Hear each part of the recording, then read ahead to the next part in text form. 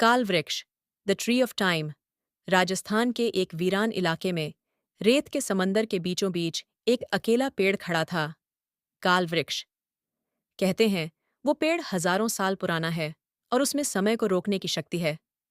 पर शर्त यह है कि जो भी उसके पास जाता है उसे एक सौदा करना होता है, अपने जीवन का सबसे कीमती पल छोड़ना। मनोज एक वैज्ञानिक जो समय यात्रा पर शोध कर रहा होता है और उसकी मुलाकात होती है उस पेड़ से जो बोलता है, एक बार सोच लो, क्या खोओगे, बीता हुआ पल या आने वाला भविष्य। मनोज को अपने अतीत में खोई किसी एक चीज को वापस पाने का मौका मिलता है, लेकिन क्या वो सच में वक्त को बदल पाएगा या फिर पेड़ का रहस्य उसे लील लेगा। सौदे का दरवाजा। मनोज अब उस पेड़ के सामने खड़ा था। हवा एकदम ठंडी हो गई थी, जबकि रेत की धरती जल रही थी। पेड़ की छाल काली थी, मानो सदियों से आग में झुलसी हो, और उसकी डालियों से कुछ लटक रहा था। घंटियां नहीं, घड़ियां, हजारों घड़ियां, हर एक एक अलग समय दिखा रही थीं। पेड़ ने फिर कहा, कौन सा समय चाहिए तुझे, अतीत का या भविष्य का। मनोज की आंखों में एक तस्वीर घूम गई। उसकी बहन अन्य, जो 8 साल पहले एक रहस्यमय दुर्घटना में गायब हो गई थी। मैं उस दिन को वापस चाहता हूं जब अन्या मुझसे आखिरी बार मिली थी। मनोज की आवाज कांप रही थी। पेड़ ने एक लहर सी छोड़ी। हवा में अन्या की हंसी गूंजने लगी और एक दरवाजा खुला, रेत के बीच, समय का दरवाजा। जाओ, पेड़ बोला, मगर याद रहे, वहां से कुछ बदल कर लाए तो एक कीमती पल यहां छोड़ना होगा, हमेशा के लिए। मनोज ने बिना कुछ कहे दरवाजे में कदम रखा। समय का जाल। मनोज अब 8 साल पहले के उसी दिन में पहुंच चुका था। सब कुछ वैसा ही था। अन्या मुस्कुरा रही थी, माँ पकोड़े तल रही थीं, और वह खुद एक बेपरवाह भाई। पर अचानक मनोज को दिखा, एक अजनबी साया अन्या के पीछे खड़ा है। वहीं परछाई जो काल वृक्ष की छाल में उकेरी हुई थी। अन्या! मनोज चिल्लाया और दौड़ पड़ा। परछाई का नाम मनोज जोर से चिल्लाया, अन्या, पीछे देखो! पर वो आवाज हवा में घुल गई। परछाई अब एक इंसानी आकृति में बदल रही थी। लंबा कद, बिना चेहरा, आंखों की जगह खाली गड्ढे। वह अन्य की ओर झुकी, लेकिन तभी मनोज ने पास पड़ा एक लोहे का डंडा उठाया और दौड़कर परछाई पर वार कर दिया।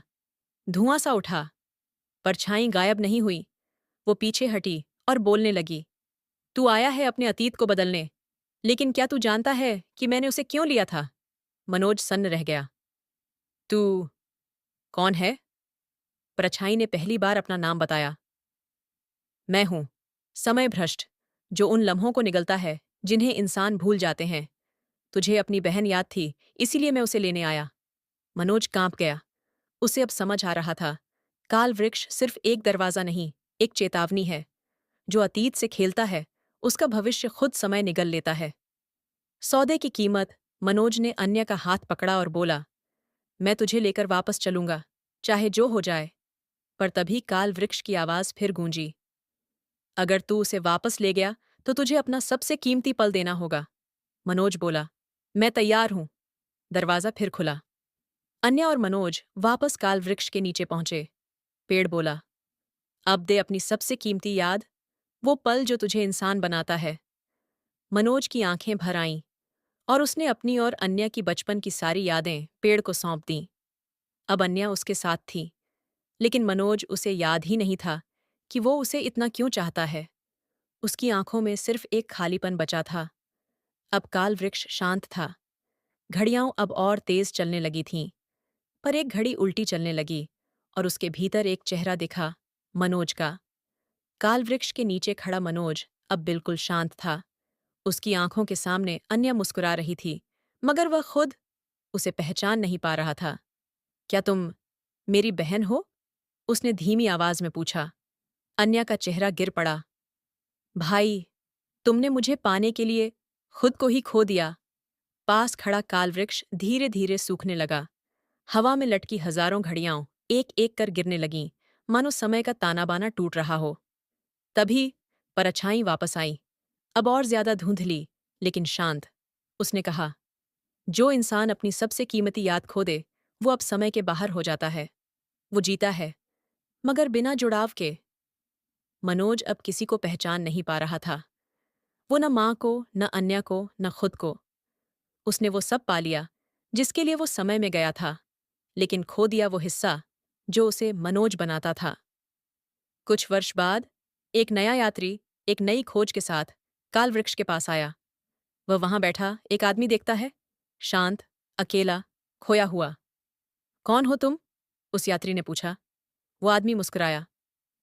मैं समय का एक पुराना सवाल हूं जिसका जवाब अब किसी को नहीं चाहिए। समय का द्वार फिर खुला। काल वृक्ष के नीचे बैठा वो शख्स जो अब खुद को मनोज तक नहीं कह पाता, हर दिन लोगों को देखता पर किसी से जुड़ नहीं पाता। अन्य अब बड़ी हो चुकी थी। वो अपने भाई को पहचानती थी, लेकिन उसका भाई अब सिर्फ एक नाम था। याद नहीं, रिश्ता नहीं, भाव नहीं। पर एक रात काल वृक्ष की एक घड़ी उल्टी दिशा में घूमने लगी और हवा में फिर से वही परछाई गूंजने लगी। तू भाग गया था, पर सौदा अधूरा था। अब तो खुद एक दरवाजा बन चुका है। मनोज का शरीर अचानक कांपने लगा। उसकी आंखें चमकने लगीं। काल वृक्ष की जड़ें उसकी ओर खींचने लगीं और वह जमीन में समाता चला गया। समय का कैदी मनोज अब काल वृक्ष के भीतर है, एक ऐसी दुनिया में जहां समय ठहर गया है। यहां और भी लोग हैं, वो लोग जिन्होंने कभी समय के साथ छेड़छाड़ की थी। हर किसी की एक घड़ी है जो बताती है कि उन्होंने कब क्या खोया। मनोज की घड़ी बंद थी क्योंकि उसने खुद को ही खो दिया था। तभी एक बच्चा उस समय लोक में आया। वो बोला, मैं अन्या का बेटा हूं, मैं अपने मामा को वापस लाने आया हूं। अनंत का वृत्त अब काल वृक्ष दो रास्ते दिखाता है। 1, या तो बच्चे को ले लेता है, एक नया समय यात्री। 2, या फिर मनोज खुद को पूरी तरह मिटाकर उस बच्चे को बाहर भेजता है। मनोज की आंखों में एक अंतिम चमक आती है और वो मुस्कुराकर कहता है, मुझे पहचान भले ना हो, लेकिन मैं जानता हूं मैं कौन था। मैं वो था जो अपनों के लिए सब कुछ छोड़ सकता है। वो अपनी बंद घड़ी तोड़ देता है और काल वृक्ष हिल जाता है। सब कुछ उजाला हो जाता है। बच्चा अकेला लौटता है, हाथ में मनोज की घड़ी लिए हुए। अन्य उसे देखती है और कहती है, वो कभी नहीं गया था, वो अब हमारे अंदर है। कुछ लोग समय को बदल नहीं पाते, लेकिन वो दूसरों के लिए रास्ता बना जाते हैं। अगर आपको ये कहानी अच्छी लगी हो तो लाइक और शेयर करें और चैनल को सब्सक्राइब करें। धन्यवाद।